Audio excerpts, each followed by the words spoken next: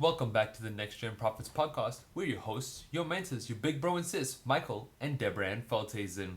Now today, prophets, we are diving deeper into part 1 of this series, Kingdom Legacy. Prophet Deborah has been doing a phenomenal job over the last couple of weeks of preaching and teaching and imparting into not only our tribe, not only our students, but to each and every single one of you. We've been having consultations. So as we jump into today's first podcast of the series, part 1, be ready, be open, grab your notebook. Remember, if you want to be a part of this, go to myprophetictribe.com, sign up, get connected, follow us on social media. We have mentorship meetups every single Wednesday, 12 p.m. California time, PST. So be a part, guys. If you're a podcast listener and you want to get connected to, write in. Tell us what you want to hear. Tell us what you want us to talk about. What's the next series you want to hear? Because Deborah and I, we have a job to do. We're here to impart, equip, and empower you to take you to that next level. So let's jump in to today's podcast. Over to you, Deborah. With that being said, we're going to jump into today's lesson. We're going to talk about Kingdom Legacy Part 1, your covenant legacy with God. Now, for this series, I want to be looking at the journey of Abraham starting in Genesis chapter 17 and a little bit in chapter 18. Don't worry, I don't need you to read the whole chapter right now. I just need you to track with me a little bit. Because when we come to talking about generational and covenants and legacies, we got to look at contracts. We got to look at one of the ultimate contracts we see in the word, and that comes from Abraham. Now, in the first part of Genesis 17, verses 1 through 8, we see Abraham. He's on this journey. God's called him out, right? God's called him out of his land. He's been wandering in the land for a while now. At this age, he's 99 years old, okay? That's a long time to be wandering in the wilderness. He's 99 years old, and God visits him to go over why he called him out of his hometown and away from his family in the first place. He's going over this. He's renewing his covenant. He says, I am the Almighty God.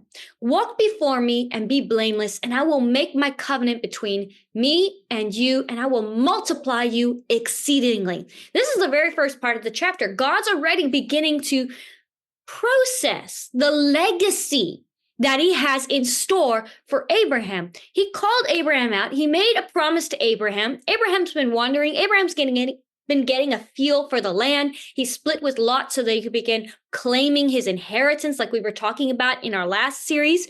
And so now here God comes with a contract.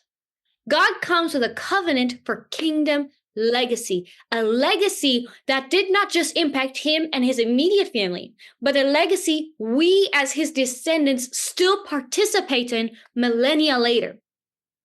So after this, he says, Abraham then fell on his face, and God talked with him, saying, as for me, behold, my covenant is with you, and you shall be a father to many nations. No longer shall your name be called Abram, but your name shall be Abraham. For I have made you a father of many nations, and I will make you exceedingly fruitful. I will make nations of you, and kings shall come from you. I will establish my covenant between me and you and your descendants after you in their generations for an everlasting covenant, to be God to you and your descendants after you. Also, I give to you and your descendants after you the land in which you are a stranger, all the land of Canaan as an everlasting possession, and I will be their God.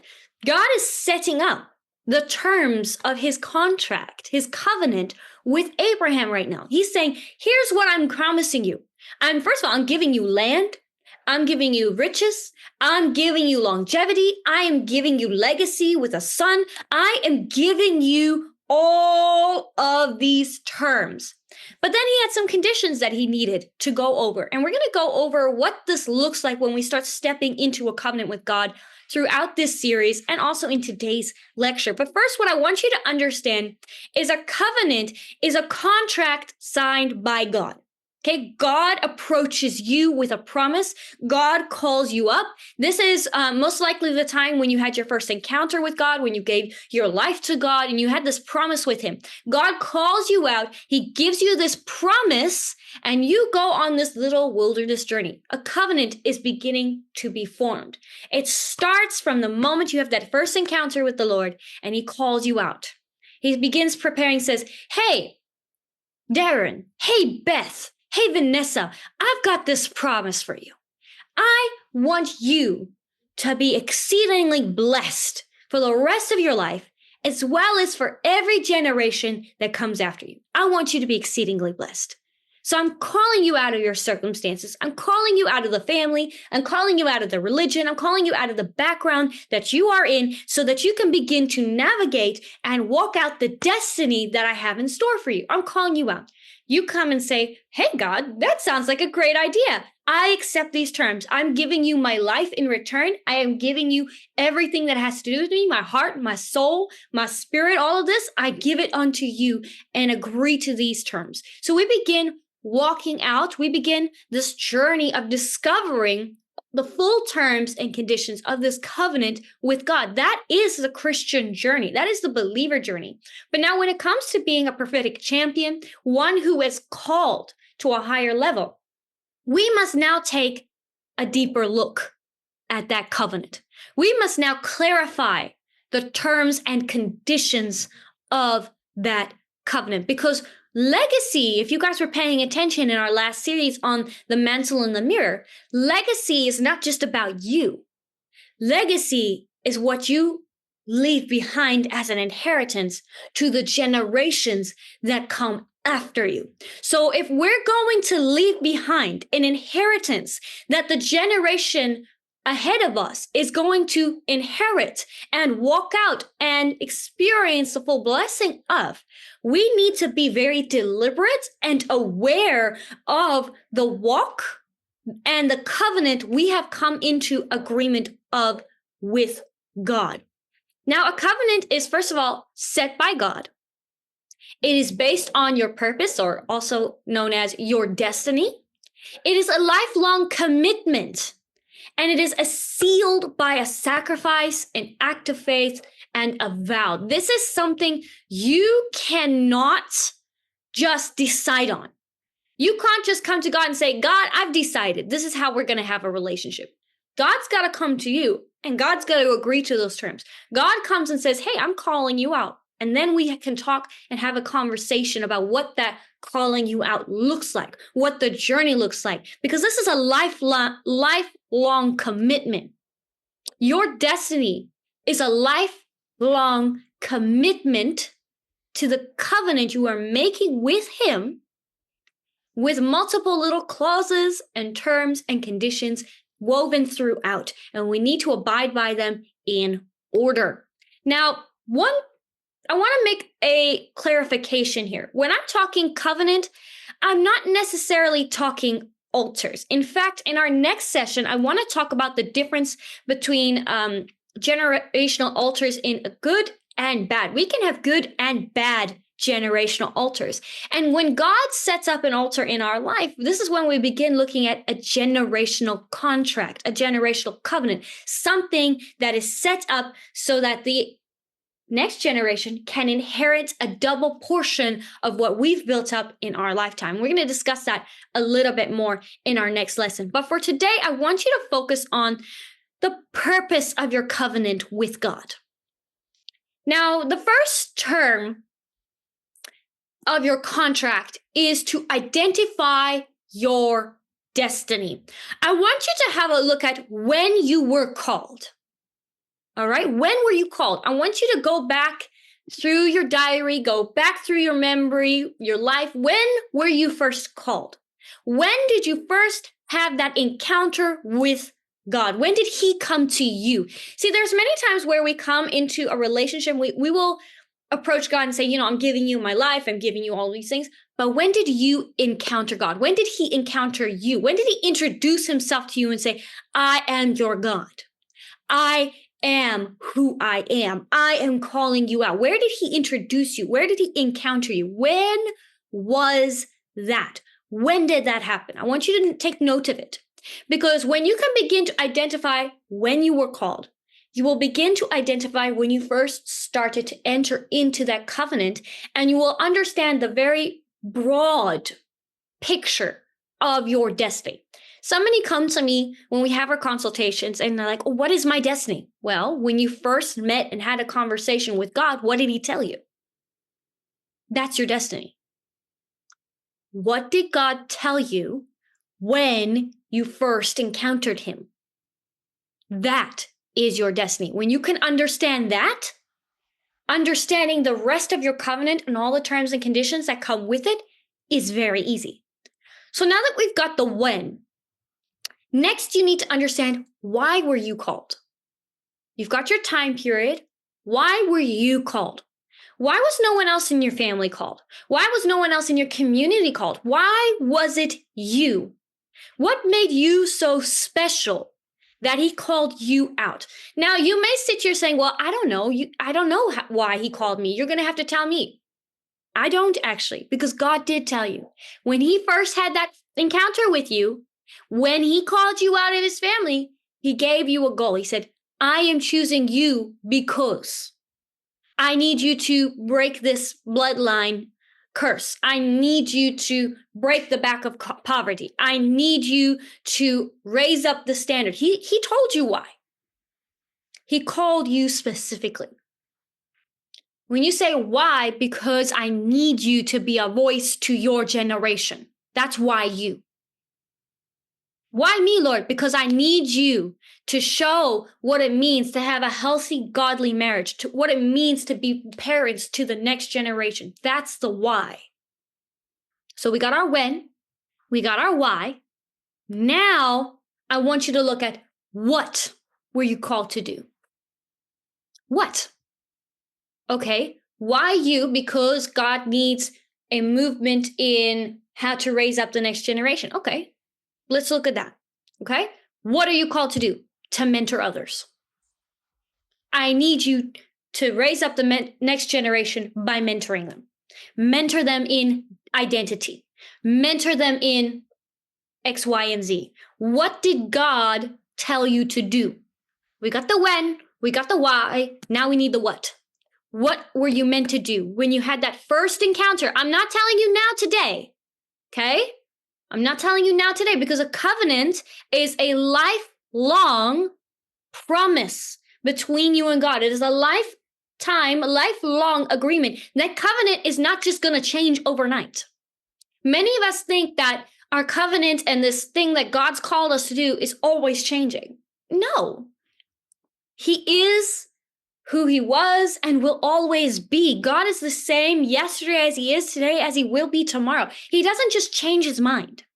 When he called you to be a voice to your generation, and he called you to mentor, when he called you at that young age or that older age, he was very deliberate and he meant what he said. So we need to go back to when we first made this covenant contract with God, and to understand all the terms and conditions that he's clarified over the last few years. So, when were you called? Why were you called? What were you called to do? This is our first term of our covenant, to identify your destiny.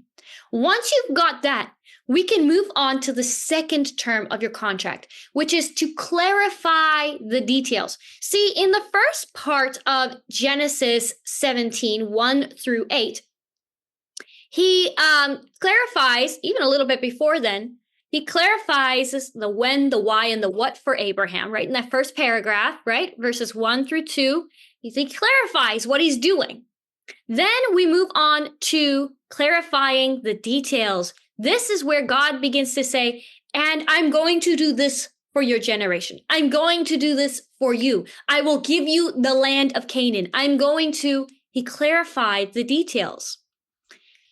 And when it comes to a covenant, I need you to understand there are three particular terms of this covenant that we are going to walk out, okay? The first is a short term, okay? There is an immediate term that you need to fulfill from the moment that you began walking out this contract. There's an immediate one that he needed you to fill. And you need to have a look at what that was. For example, the very first term that God had for Abraham and Sarah once he gave them this promise was to have a son. They needed to get pregnant immediately. He said, I'm going to give you the nations. I'm going to give you the wealth. I'm going to give you the land of Canaan. I'm going to make you multiplied. Kings will come from your line, right? But first and foremost, you're going to have a son. Short-term goal. God is going to give you something that needs to happen right away. Before you can begin to go into a deeper depth, that first short-term goal must be met. Now, I'm using the example of Sarah and Abraham conceiving Isaac as an example because that was their clause. Before Abraham could do anything else according to his mandate, he had to conceive a son with Sarah. At that point, Ishmael was already 13 years old. That was his firstborn son. He had a son already, but God could not continue on the covenant with Abraham until Isaac was born. So there's a short-term goal or instruction God needs you to fulfill first. So when we're looking at that covenant of when you were called, what you were called, why you were called, all of that, I want you to also look at what was the first short-term instruction God asked you to do. He told you needed to do. Now, you may have already completed this. And if you haven't completed this, it's not the end of the world. Now you know what to do next. Let's get that goal met. All right. Let's say God said, first thing you needed to do once you got saved, once you started this covenant from God, maybe you've renewed a covenant and God gave you a new short-term goal that you needed to meet. And it was, I need you to move. Okay, well, move. Where did he tell you to move to? Maybe he said he needed to move states, you needed to move to another community, you needed to move church, you needed to move to another job. Whatever the case may be, he's having you do a large circumstantial shift. Make the shift happen. Until that shift happens, you're going to continue to remain stuck. You're going to continue to remain feeling like you've hit this plateau and you're stagnating because God can't move anything until you've moved. So make sure you are meeting that short-term goal or clause in your covenant. The second term that God is going to give you in your covenant is a long term. Now, in the example of Abraham's covenant with God, he says, I will give you and your descendants the land of Canaan. That was the longer term. They weren't going to conquer the land of Canaan overnight. This is something that had to work towards. He had to first chart out the territory. He had to go plant some wells. He had to go, unfortunately, sell off his wife a couple of times to a few kings, and so that he could get all the riches of that land. He had to plant a few vineyards. He had to do a couple of things before he could truly get possession or ownership of the land. It was a long-term thing. He couldn't do that overnight or within a year like he did conceiving Isaac. This is something he had to work towards. So in your contract, you need to really clarify these tasks. Oftentimes, we will actually shift these terms around and then can't understand why we feel so confused. We can't understand why we're not seeming to track where God is leading us because we're mixing up our short term with a long term with a third, which is a lifetime goal as well that we need to be completing. And so we're all confused because we're aiming to do our lifetime goal immediately and our short-term goal seems to be a lifetime goal. And we're like, God, I feel so confused. Well, if you did things in order, as God needed you to, it actually would flow a lot easier. It would also be a lot clearer. So yes, find out what your short-term goal is. Discover what your long-term goal is. And then finally, the lifetime goal or term in your contract. This is the part where God says to Abraham, you shall be a father to many nations, and kings will come from your lineage. This was a lifetime. Kings will come from your lineage. He didn't say that Abraham would be alive to see it.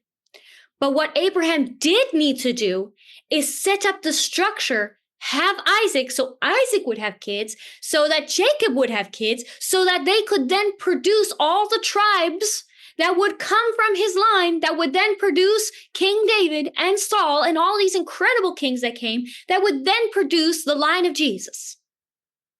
If Abraham had not completed that short-term goal of getting his wife pregnant, when God said to get her pregnant, we would not have the lineage we have today. God needed Jesus to come from the line of David, which came from the line of Abraham. But Abraham first needed to do things in order.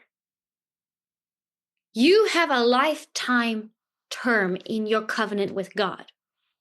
Now, that term may look like, for example, to raise up and impact the next generation of prophets. I may not see what that impact looks like in my lifetime. That impact will probably only truly be seen long after I'm gone. Just like it was for so many other great apostles and prophets out there. And that seems kind of sad, but what I can do is I can set up my legacy. I can create the content and the materials that are needed to be produced so that they are a resource, an inheritance for the next generation. If I am not completing those short-term, long-term, and lifetime goals that have been set up in my covenant with God, I'm not going to see, and my generations after are not going to see the impact that God gave me in our covenant. Your covenant is not always going to be an immediate result. And I need you to understand that. That is the major difference between an actual contract that we create in real life versus the contract or covenant we create with God. Now, I'm using the terms for a contract interchangeably, just so that you can grasp the understanding of the order and how God structures himself, because God is very structured. God is very deliberate. And I really want to remove this theory out there that I've seen so many prophets operate in, that God seems to be this flow with the wind kind of God, that he changes his mind often, that he's not going to give you a step-by-step instruction, that he's going to give you a broad, generalized promise, and then you've got to figure it out for yourself. That's not what I see in the Word of God. I mean, Genesis alone, the very first 2 chapters of Genesis should tell you how organized and deliberate our God was and is. He's structured. He plans. He foresees. He was, he is, and always will be. He sees everything. And so he plans accordingly. So when he gives you an instruction that in your ears, in your eyes, seems generalized, you need to take a moment to sit back and say, okay, let's go deeper into this instruction, God. You say I'm called to be a voice to my generation. What does that mean? What does that look like? Why me? Why me? And what am I meant to do in order to become that voice? Let's have a look at this, God. Let's clarify these terms and conditions of our covenant here. Explain it to me so that I know how to operate. By all means, let us not get so focused on the details that we start incorporating our own ideas and interpretations of what we believe God wants us to do, but let us clarify the terms and conditions. We are just getting started here today, prophets, and tomorrow we're going to dive deeper into part 2 of the series. There's 4 parts, so stay tuned. Bring out your notepads, share this to social media, share this podcast. Let's do Kingdom Legacy the right way. So, same place, same time, tomorrow, part 2 of Kingdom Legacy. Go check us out at myprophetictribe.com or nextgenprophets.org. Subscribe, sign up, get connected, guys. We're having mentorship meetups every Wednesday. It's free. It's open to the public. Come. I want to know your name. Tell us where you're from in the podcast. Email us. Let's get connected. We love you guys.